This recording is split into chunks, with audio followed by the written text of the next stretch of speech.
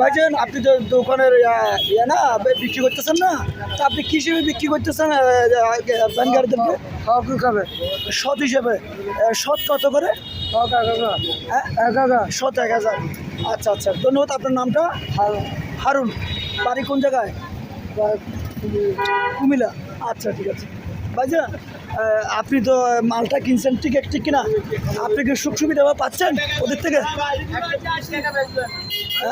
মাল ঠিক মতো আছে ইনশাল্লাহ।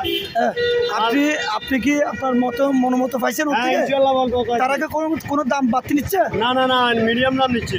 আচ্ছা ঠিক আছে। আপনার বাড়ি? আমার বাড়ি দক্ষিণ হাতিয়া। আচ্ছা আচ্ছা আমার বাড়ি দক্ষিণ হাতিয়া। আচ্ছা ঠিক আছে, ধন্যবাদ। থাকি।